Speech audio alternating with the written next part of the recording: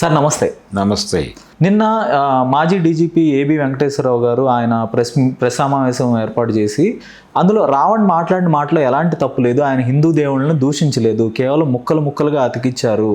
రాధా మనోహర్ దాసు ఆ క్రైస్తవ మతాన్ని అందులో దేవుళ్ళని కించపరిచినప్పుడు దాన్ని ఉటంకిస్తూ రావణ్ ఇలా మిమ్మల్ని అడిగితే హిందువుల్ని కోట్లాది మంది పూజించే హిందూ దేవుళ్ళని దూషిస్తే వాళ్ళు కూడా రియాక్ట్ అయ్యి ఇదంతా మత విద్వేషాలకు దారితీస్తుంది అని మాత్రమే ఆయన మాట్లాడారని ఏబి వెంకటేశ్వర స్పష్టం చేశారు. అందరికీ తెలుసండి. ఆ రోజు మీటింగ్ లో ఆయన మాట్లాడింది టార్గెట్ చేసింది రాధా మనోహర్ దాస్ని.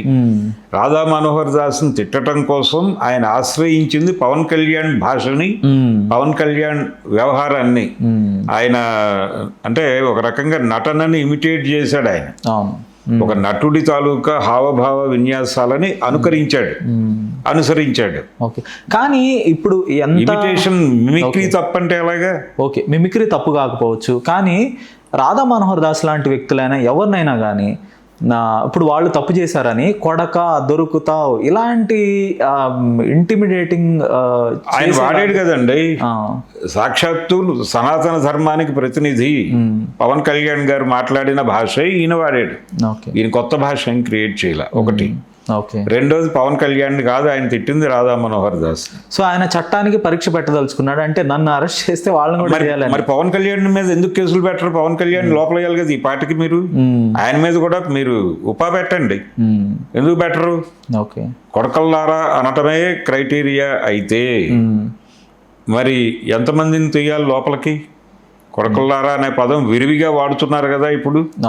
విరివిగా వాడటానికి దానికి ఆ గ్లామర్ తీసుకొచ్చినోడు పవన్ కళ్యాణ్. వారు వాడటం మొదలుపెట్టారు. వారి నుంచి మొదలైనటువంటి కల్ట్ ఇది. సో ముయ్యవలసింది పవన్ కళ్యాణ్ని, ఈయన కాదు. ఒకవేళ అదే నిజం అనుకుంటే. రెండోది, ఏబి వెంకటేశ్వరరావు గారు స్పష్టంగా చెప్పింది ఏంటంటే వీళ్ళు కాంటెక్స్ట్ నుంచి పక్కకు లాగి ఆయన మాటల నుంచి వీళ్ళు అనుకున్న అర్థాన్ని ధ్వనింపజేయటం కోసం ఒక మ్యానిపులేషన్ ప్రోగ్రామ్కి దిగారు. అది నేరం. అంటే స్టేట్ ఒక క్రైమ్ చేసేసి నేరుగా తీసుకెళ్ళిపోయి కోర్టులో పెట్టేసింది, అయిపోయింది. ఇప్పుడు కోర్టు ఆన్ బెంచ్ వీళ్ళు మ్యానిపులేట్ చేశారు కేసులో, వీళ్ళు ఎవరినైతే టార్గెట్ చేశారో అతని మీద ఆ క్రైమ్ ప్రూవ్ చేయటం కోసం వీళ్ళు ఒక కాన్స్పిరసీ చేశారని బెంచ్ ఫీల్ అయితే గవర్నమెంట్ పరిస్థితి ఏంటి? కోర్టుని తప్పుదారి పట్టించడానికి ప్రయత్నం చేసినందుకు గాను ఈ ప్రభుత్వం రాజీనామా చేయాలి కదా నైతికంగా. కూటమి ప్రభుత్వం ఆ జ్ఞానం ఉండాలి కదా పోలీసు వాళ్ళకి. ఆ పని చేసినందుకు ఏబి వెంకటేశ్వరరావు గారు చెప్పింది నిజమైతే ఆయన సోదోహరణంగా చూపించాడు నిన్న. ఆయన చాలా స్పష్టంగా చెప్పింది ఏంటంటే మతపరమైన ఘర్షణలే రెచ్చగొట్టాడని మీరు ఫీల్ అయితే దాన్ని అట్రాక్ట్ చేసేటువంటి సెక్షన్స్ ఉన్నాయి అక్కడ, అవి పెట్టండి. ఉపా ఎందుకు పెట్టారు? ఉపా పెట్టినందుకు దాన్ని జస్టిఫై చేసుకోవడానికేమో హిడ్మా గురించి అతను మాట్లాడాడు, బసవరాజు గురించి మాట్లాడాడు అంటున్నావు. వాళ్ళిద్దరి గురించి మీటింగ్లు పెట్టిన వాళ్ళు ఉన్నారు అక్కడ, మాట్లాడిన వాళ్ళు ఉన్నారు. వాళ్ళ మీద ఇతని మీద పెడతావు. హిడ్మా మీద అనేక మంది ప్రదర్శనలు చేశారు, అతను జస్ట్ వాయిస్ ఓవర్ ఇచ్చాడు. ఆ వీడియో పట్టుకుని నువ్వు కేసు పెట్టేస్తే నీ ఇంటిగ్రిటీ రోడ్డు మీదకి వచ్చినట్టే కదా. రెండోది, మీరు ప్రధానంగా ఎవరినైతే తిట్టారని చెప్తున్నారు, ఎస్టాబ్లిష్ చేయదలుచుకున్నారు, రకరకాలుగా ఎడిటింగ్ చేసి ఆ వెర్షన్ అక్కడ పెట్టారు అంటున్నాడు. ఈ రెండు కోణాల్లోనూ ఉపా అనేది మీరు పెట్టిన కేసుని, చేసిన అరెస్టుని జస్టిఫై చేసుకోవటానికి తాపత్రయపడుతున్నారు అనేది అర్థమవుతోంది. ఒక ఐపీఎస్ ఆఫీసర్ ఆయనకు అర్థమైంది కాబట్టి కోర్టుకు కూడా అర్థమైతే ప్రమాదమే. కోర్టు కనుక దాన్ని వ్యాఖ్యానిస్తే చంద్రబాబు గారు రిజైన్ చేయాలి కదా. ఇప్పుడు జగన్మోహన్ రెడ్డి గారు మొహమాటం లేకుండా రోడ్డు మీదకి వచ్చి ఈ జరుగుతున్న కుట్రల్ని మాట్లాడాలి. అయ్యా నేను క్రైస్తవుణ్ణి కాబట్టి అది అడ్వాంటేజ్గా తీసుకుని నన్ను పొలిటికల్గా చంపేయటానికి వాళ్ళు హిందూ మతం కార్డు వాడుతున్నారు, అందుకోసం రావణ్ని అడ్డం పెట్టారు, రావణ్ని అడ్డం పెట్టి నన్ను చంపడం కోసం ప్రయత్నం జరుగుతోంది తెలుగుదేశం మీడియా ద్వారా అని ఎందుకు మాట్లాడ్డా? ఆయన యుద్ధం మొదలు పెట్టాలి, తప్పదు. సో అదొక గొడవ. రెండోది, రావణ్ అన్నాడు అని చెప్పి వీళ్ళు కోర్టుని నమ్మించే ప్రయత్నం చేస్తున్నారు. సాక్షాత్తు ఒక ఐపీఎస్ ఆఫీసర్ మాట్లాడాడు, అవును. కోర్టులో వీళ్ళ ఇంటిగ్రిటీ పోయింది, ఆల్రెడీ వీళ్ళ క్రెడిబిలిటీ పోయింది. సో దీని మీద ఒక కమిషన్ వేయాలి కేంద్ర ప్రభుత్వం. ఆంధ్రప్రదేశ్లో జరుగుతున్నటువంటి లా అండ్ ఆర్డర్ కండిషన్, కోర్టుల్ని తప్పుదోవ పట్టించడం, మిస్లీడ్ చేయటం కోసం వీళ్ళు చేస్తున్నటువంటి దుర్మార్గాలని మీద ఒక కమిషన్ వేసి వీళ్ళ ఇంటిగ్రిటీ ఏంటో తేల్చండి. ఈ ప్రభుత్వానికి పరిపాలించే రైట్ లేదు, వీళ్ళు రాజ్యాంగ సంస్థలని వీళ్ళ ఇష్టానికి వాడేసుకుంటున్నారు, వీళ్ళకి పరిపాలించే హక్కు లేదు, మేము కేంద్ర ప్రభుత్వానికి కంప్లైంట్ చేస్తున్నాం అని ఒక ప్రతినిధి బృందం ఢిల్లీ వెళ్ళాలి కదా ఈ పాటికి. ఓకే, జగన్ ఇంకొంచెం యాక్టివేట్ అవ్వాల్సిన అవసరం ఉంది. ఓకే, మనోభావాలు దెబ్బతిన్నాయి. వాళ్ళు మాట్లాడిన మాటలకి, శ్రీధర్ రెడ్డి మాట్లాడిన మాటలు కావచ్చు, ఇంకొకళ్ళు మాట్లాడిన మాటలు కావచ్చు, మాకు సంబంధం లేని వ్యవహారంలో మమ్మల్ని లాగి మాట్లాడుతున్నారు. మేం డబ్బులు ఇవ్వటం ఏమిటి అతనికి మేము ఫండ్ చేయటం ఏంటి, ప్రూవ్ చేయగలరా మీరు, ప్రూవ్ చేయండి అని చెప్పి రోడ్డు మీదకి వచ్చి గొడవ పడాల్సిన అవసరం ఉంది కదా. మా మనోభావాలు గాయపడ్డాయని వీళ్ళు కూడా ఒక 250 స్టేషన్లలో కేసులు పెట్టి చంద్రబాబుతో సహా పవన్ కళ్యాణ్ని కూడా లింక్ చేసేసి వాళ్ళని ముయ్యండి, లేకపోతే మేము ఇక్కడే రోడ్డు మీద కూర్చుంటాం అని ప్రోగ్రామ్ చేసి ఏంటి ఏపీలో కండిషను. జగన్మోహన్ రెడ్డి చాలా సైలెంట్గా ఉంటున్నాడు కాబట్టి మీరు నోటుకు వచ్చినట్టు మాట్లాడతారా? ఇదేమిటి అంటే ఎవరినైనా జగన్మోహన్ రెడ్డి ఫండ్ చేస్తున్నాడని మాట్లాడతావా? యావనాలు వాళ్ళని అంటే మతం అనే ఒక ఏరియాకి వచ్చేసరికి జగన్ చాలా వల్నరబుల్ గా తయారు చేశారు. వీళ్ళు తయారు చేయటం సెక్యులర్ రాజ్యాంగం ప్రకారం వ్యతిరేకం, యాంటీ కాన్స్టిట్యూషనల్ ఈ బ్యాచ్ అంతా. వీళ్ళందరినీ టార్గెట్ చేసుకోవటాలు. ఆవిడ ఎవరండి? ఆవిడ టార్గెట్, ఆవిడ బుర్రలో ఉన్నది లక్ష్యం, జరిగిన దాంతో ఆవిడకి సంబంధం లేదు. ఆవిడ పొలిటికల్ వ్యూహం మాట్లాడుతోంది. అక్కడికి వచ్చి టీవీ ఛానల్ డిబేట్లోకి వచ్చి రేవంత్ రెడ్డి ఫండ్ చేస్తున్నాడు రావణ్కని ఎలా మాడుతుందండి ఆవిడ? ఏమైనా కనీసపు జ్ఞానం ఉండాలి కదా. అంటే నీకు ఒక చోట కనెక్ట్ అయిపోతుంది నీ ప్రయోజనం అది. నువ్వు బీజేపీ వాడి దగ్గర డబ్బులు తీసుకున్నావు, నీ బతుకు అక్కడ ఉంది, నువ్వు అమ్ముడుపోయి ఆడెవడికో డబ్బులు ఇస్తున్నాడు రేవంత్ రెడ్డి అని మాట్లాడతావు నువ్వు నీ నోటికి వచ్చినట్టు. ఎలా గురువింద గింజకి తన కింద నలుపు తెలియదు. మొత్తం బ్యాచ్ అంతా సోల్డ్ అవుట్. వీళ్ళందరూ తెల్లారు లేస్తే వాళ్ళ దగ్గర నుంచి వచ్చే డబ్బులు మీద బతికే బ్యాచ్ ఇది. వీళ్ళు ఊళ్ళో ప్రతివాడు డబ్బులు తీసుకున్నాడు మాట చెప్పు తీసుకోవటాలు కదా వీళ్ళని. ఇది పరిస్థితి. ఇప్పుడు జనాలు రకరకాల సమస్యలతో చస్తున్నారు. అవును, రావణ్ కేసు మీద బతకట్లేదు కానీ రాజకీయం రావణ్ కేసు చుట్టూ తిప్పుతున్నారు వీళ్ళు వాంటెడ్గా. 2 రాష్ట్రాలకి చుట్టే ప్రయత్నం. అంటే ప్రజలను కూడా ఎలా అర్థం చేసుకోవాలి సార్? ఇప్పుడు మీడియా ఛానళ్ళు అన్నీ కూడా ఇలాంటి రావణ్ అరెస్ట్ అని, లేదంటే జ్ఞానేశ్వరి మిస్సింగ్ కేసు అని ఇలాంటి వాటిని హైలైట్ చేసింది తప్ప ఎక్కడ ప్రజాస్వామ్యం. అసలు media in total sold out అండి. మీడియాకి ఇంటిగ్రిటీ అక్కడ చచ్చింది ఈ దేశంలో. మీడియా కొని వాళ్ళ దొడ్లో కట్టేసి వాళ్ళు ఏది జనాలకి ఇది చెప్పండి రా ఈ రోజు అని డైరెక్షన్ ఇస్తాడు. ప్రజలకి ఈ రోజున మీరు ప్రజల బుర్రల్ని ఇలా డ్రైవ్ చేయండి, సాయంత్రం లోపు మళ్ళీ మీటర్ చూస్తాడు. ఏమంటే మీరు 40% నడపగలిగారు, ఓకే, కాబట్టి మీకు ఈ నెల ఇవ్వాల్సిన డబ్బులు ఇవ్వమంటే అదేంటి పరిస్థితి వీళ్ళందరిది. అందుకని టోటల్ డిపెండెన్సీ వాళ్ళకి అమ్ముడిపోయి బతుకుతున్నారు వీళ్ళు. అనవసరంగా యూట్యూబర్స్ని వీళ్ళని పేటీఎం అంటున్నారు కానీ అసలు అవి అకౌంట్లే. అవును, నేరుగా. అవును, పేటిఎం కూడా కాదు, నేరుగా అకౌంట్కి అకౌంట్.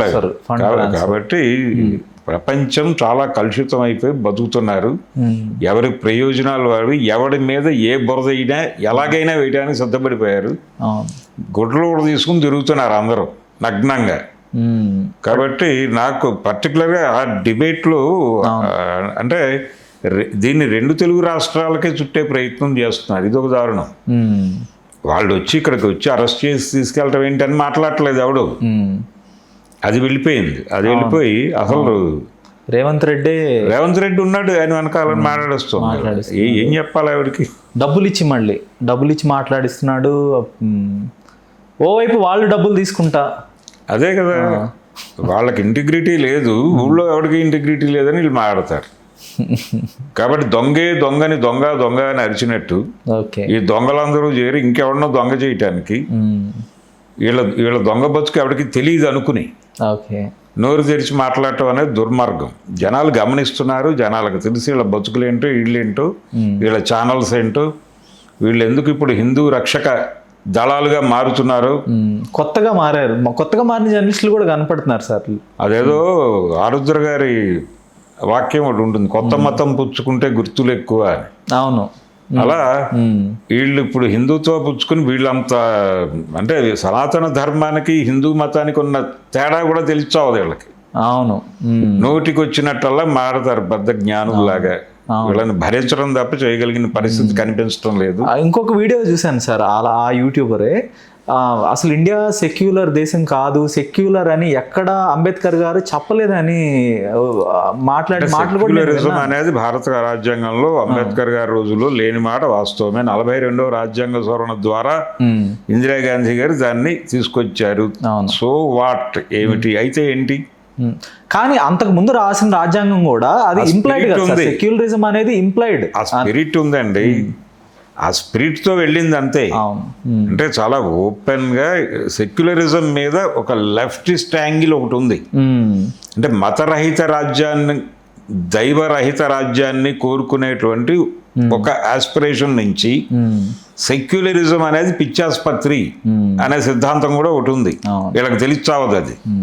వీళ్ళు ప్రతిపాదించే హిందూ రాష్ట్రానికి సంబంధించి కూడా అంబేద్కర్ గారు ఇది హిందూ రాష్ట్రాన్ని కూడా చెప్పలేదు, ఇది అన్ని మతాలు స్వేచ్ఛగా బతికే భారతదేశం చెప్పారు. ఆయన చాలా స్పష్టంగా కుల నిర్మూలన అనే గ్రంథంలో కూడా వారు చెప్పింది కులాన్ని నిర్మూలించడం అనేది అంత ఈజీ వ్యవహారం కాదు.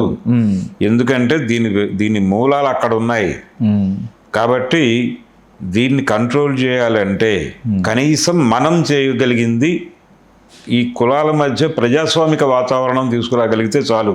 100% ప్రజాస్వామ్యం అన్నాడు ఆయన. ఓకే. అంతకుమించి ఆస్పిరేషన్స్ ఆయనకు అనవసరమైన సాధించలేని లక్ష్యాలు పెట్టుకోవద్దు అనే మాట కూడా చెప్పాడు ఆయన. ఆయన అలా బిహేవ్ చేశాడు.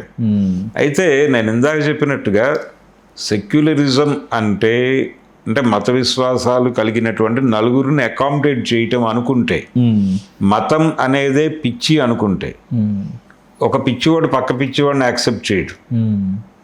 యాక్సెప్ట్ చేయకపోవడమే పిచ్చి.